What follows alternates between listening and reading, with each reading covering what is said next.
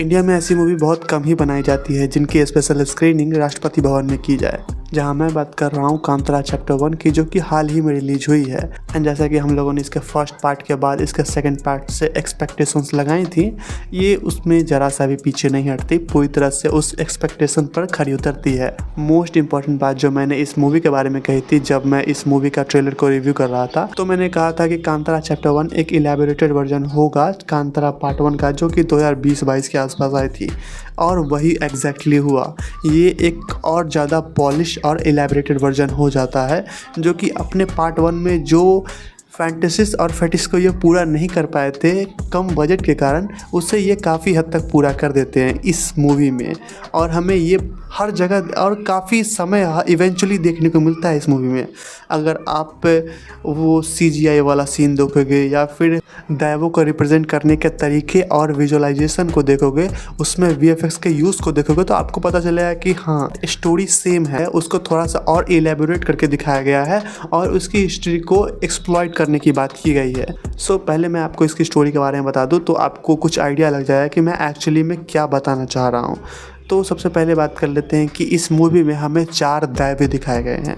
सबसे पहले बात कर लेते हैं पंजुली देव की, जो कि हमारे 2020 वाले कांतारा में भी थे। इसी के साथ साथ एक और दैव दिखाए गए थे गुली देवा, जो कि ऑल्सो एग्जिस्ट करते थे 2020 वाले कांतारा में। लेकिन इसी के साथ साथ इसमें 2 नए दैव दिखाए गए थे और कुछ और भी सारे सीन्स बताए गए थे।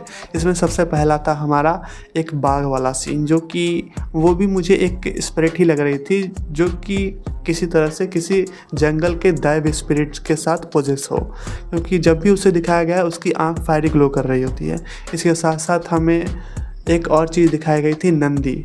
इस मूवी में हमें क्लियरली नंदी दिखाया गया था, बट उसका कुछ स्पेसिफिक रोल नहीं था, तो उसको इस स्टोरी में साइडलाइन करके चलेंगे। तो चलिए शुरू करते हैं। सबसे पहले बात करते हैं कदम्बा डायनेस्टी की, जिसका एम्पायर इंडिया के सदर्न साइड में ज़्यादा फैला हुआ था, जहां यह स्टोरी टोटली कदम्बा डायनेस्टी पर ना एग्जिस्ट करके उसके सामंत राज्यों को फोकस करती है।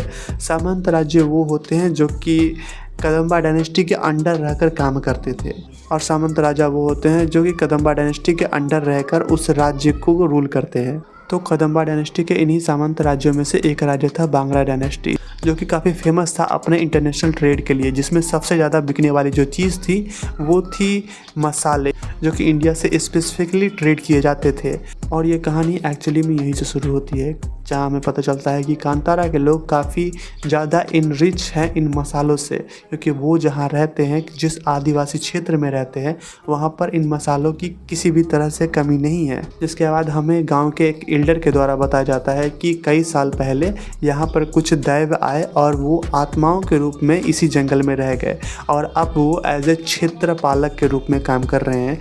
तो जिस समय ये स्टोरी शुरू हुई उस समय बांग्ला का राजा विजेंद्र था, जो कि काफ़ी ज़्यादा क्रूर था अपने जनता के प्रति। फिर एक दिन राजा विजेंद्र समुद्र में नहा रहे थे, तभी उसकी नज़र एक बूढ़े पर पड़ी, जो कि बगल में ही मछलियाँ पकड़ रहा था, जो कि उसके हीगो को हर्ट कर गया और वो उसे पकड़कर लाने को बोलता है।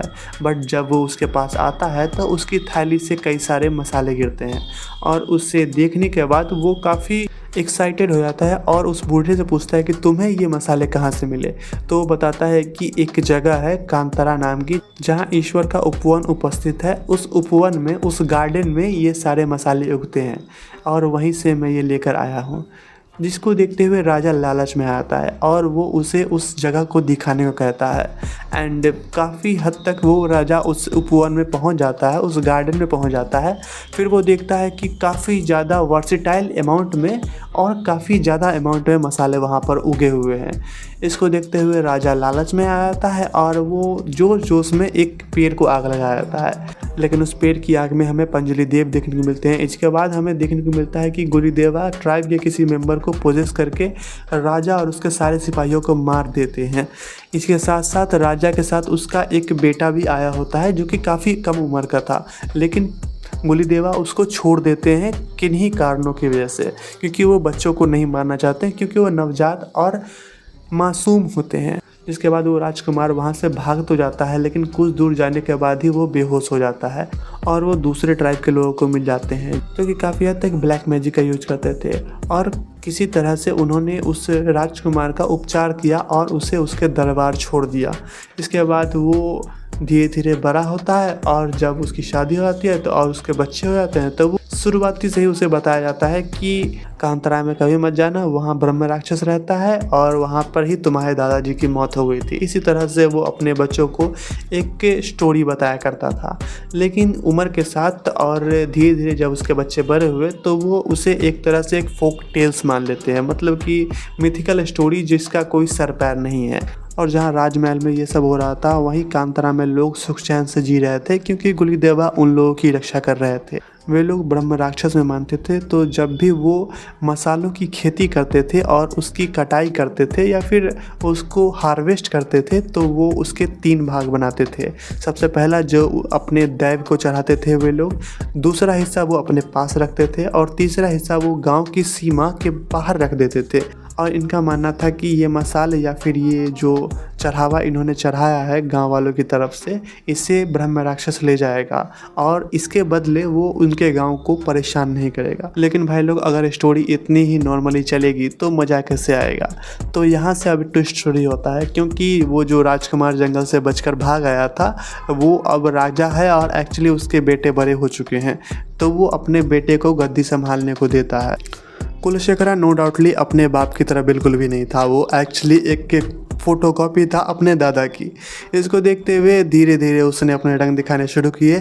सिंहासन पर बैठने के बाद उसके कुछ अय्याश दोस्त थे, वो दिन भर दारू पीता था उनके साथ और वही दासियों के साथ मज़े उड़ाता था। बट राज सिंहासन पर बैठने के बाद उसे कुछ मज़ा नहीं आ रहा था, तो वो चला जाता है शिकार पे। और इस बार वो शिकार कहाँ जाता है? कांतरा में। और कांतरा में जाते ही उसे पता चलता है शिट यार, लफड़े हो गए, क्योंकि यहाँ पर हमें मिलता है ऋषभ शेट्टी का कैरेक्टर, जो कि जब भी वो राजा कोई शिकार करता था तो वो उस शिकार को गायब कर देता था। मतलब कि जंगल का ही बंदा है, गायब कर ही देगा। और धीरे धीरे जैसे जैसे कुलशेखरा अंदर जा रहा था और शिकार किए जा रहा था, उसके हाथ एक भी शिकार नहीं आ रहा था। इसको देखकर उसकी फटने लगती है और वो वापस से भगाता है, लेकिन उसके पीछे उसके सिपाही रह जाते हैं जिसको हंट करते हैं कांतरा वाले और काफ़ी बुरी तरह मारते हैं। इसमें से एक सिपाही बच जाता है जो कि बेहोश होने की एक्टिंग करता है और काफ़ी अच्छी एक्टिंग की है उसने। उसे कांतरा वाले अपने गांव ले जाते हैं, जहां पता चलता है कि यार इसे तो गांव में लाना ही नहीं था। अब हमें पता चलता है कि शेट यार, अब ये उसे मारने की ट्राई करते हैं। बट ऋषभ शेट्टी जो कि मेन कैरेक्टर है, उनको एक चुल मचती है कि उन्हें इस गांव के बाहर की दुनिया देखनी है। इसको देखते हुए वो उससे भांगरा नगरी को देखने के लिए काफ़ी उत्सुक हो जाते हैं, क्योंकि उन्होंने काफ़ी सारे मॉडर्न टेक्निक और हथियार देखे उस राजा के पास, जो कि उनके पास नहीं थे, क्योंकि ये अभी पत्थर से ही खेल रहे थे और वो मेटल एरो का यूज़ कर रहे थे। तो ऑब्वियसली बात है, एक क्यूरियोसिटी जागेगी। तो ये उस सैनिक को पकड़ते हैं और कहते हैं चलो भैया एक ट्रिप मार कर आते हैं। और यहाँ से वो उन सैनिकों के कपड़े पहनते हैं जिन्हें उन्होंने मारा था और चले जाते हैं उस राज्य में, जहाँ पर उन्हें काफ़ी ज़्यादा शॉक फील होता है, क्योंकि इतने बड़े बड़े दीवारें और मार्केट तो थोड़ा सा तो अजीब फील होगा ही। फिर उन्हें उस मार्केट में काफ़ी अजीब चीज़ दिखती है, जो कि थे उनके मसाले, जो कि वो सरहद पार ब्रह्म राक्षस के लिए छोड़ कर आते थे। तो उन्हें पता चलता है कि वहाँ से कोई ब्रह्म राक्षस नहीं उठा के लेके जाता, ये साले उठा कर लेके आते हैं। तो वो वहाँ से उन्हें फील होता है कि हम बेकार का ही कुछ कर रहे थे। इसके साथ उन्हें पता चलता है कि ये काफ़ी ज़्यादा कीमत में बिकते हैं, मतलब इनके बदले आप काफ़ी ज़्यादा डिमांड कर सकते हैं, सामने वाले से काफ़ी ज़्यादा चीज़ें ले सकते हैं। इसको देखते हुए उनके मन में कुछ क्यूरियोसिटी जागती है कि ओ भाई कुछ तो है इसमें। लेकिन आफ्टर ऑल दिस थिंग है तो वो ऑब्वियसली जंगली ही, तो कुछ तो ऐसी हरकतें करेंगे ही। वो उस मसाले को चोरी करने की कोशिश करते हैं, जिसके चक्कर में वो मेन मार्केट में काफ़ी ज़्यादा भसड़ मचा देते हैं। इसको देखते हुए राजमहल के सिपाही उसे उन लोगों को पकड़ के जेल में डाल देते हैं। और वहाँ से ये स्टोरी शुरू होती है कि वहाँ से उन्हें पता चलता है, आइडिया आता है ट्रेड का। तो वो जैसे तैसे करके वहाँ से भागते हैं और वापस आते हैं मसालों के साथ और ट्रेड करना शुरू करते हैं। इन सब के बीच धीरे धीरे हमारी प्रिंसेस, जो कि राजा की एक्चुअल में बहन होती है, उसे कुछ फील हो रहा होता है, या फिर हमें ऐसा लग रहा होता है कि उसे कुछ फील हो रहा है ऋषभ शेट्टी के कैरेक्टर की तरफ। इसके बाद एक बहुत बड़ा कांड होता है कि राजा को पता चल जाता है कि प्रिंसेस का टांका भिड़ा है ऋषभ शेट्टी के कैरेक्टर के साथ। तो राजा अपने कुछ खास मित्रों में से एक मित्र को भेजता है कि जाओ भैया तनिका बताओ कि हम कौन हैं। लेकिन वो जाने के बाद वहाँ से वापस पिट के आता है और यहाँ से कहानी शुरू होती है कि ओ राजा भड़क चुका है। इसके साथ साथ हमें एक शॉकिंग न्यूज़ पता चलती है कि ऋषभ शेट्टी के कैरेक्टर ने कदम्बा के उस पोर्ट को हड़प लिया है, मतलब कि अब उस पर उसका राज्य है उस पोर्ट पर। तो धीरे धीरे इसको लेकर भी राजा के मन में अब थोड़ी ज़्यादा गुस्से की भावना उत्पन्न हो रही थी। तो इस गुस्से को निकालने के लिए और अपने दोस्त की पिटाई का बदला लेने के लिए राजा एक प्लान बनाता है कि वो सीधे कांतारा पे एम्बुश करेगा। लेकिन इसके खिलाफ थे हमारे इस राजा के पिता, जिसको देखते हुए ये अपने पिता को कुछ स्लीपिंग पिल्स देता है और 2 दिन के लिए सोने को मजबूर कर देता है। और यहाँ से शुरू होता है कि अब ये बंदा सीधे सीधे एम्बुश करता है कांतारा पे। अब क्योंकि तुमने मेरा पोर्ट हथियाया है तो मैं तुम्हारे कांतारा को हथिया लूँगा, और वहाँ पर जाके एक ग्रैंड लेवल मैसेकर करता है। पर असल बात ये होती है कि जिस समय ये राजा इन्वेड करता है कांतारा पर, उस समय ऋषभ शेट्टी का कैरेक्टर गाँव में नहीं होता, वो बाहर गया होता है शिकार के लिए। फिर जब उसे धीरे धीरे आवाज़ पता चलती है, यार जंगली है, उसे पता चल ही जाएगा, उसे पता चलता है तो वो दौड़ते दौड़ते आता है। लेकिन जैसे ही वो गांव में एंट्री करता है उसको पोजेस कर लेते हैं गुलिदेवा, और ऐसे वैसे गुलिदेवा नहीं, रुद्र गुलिदेवा।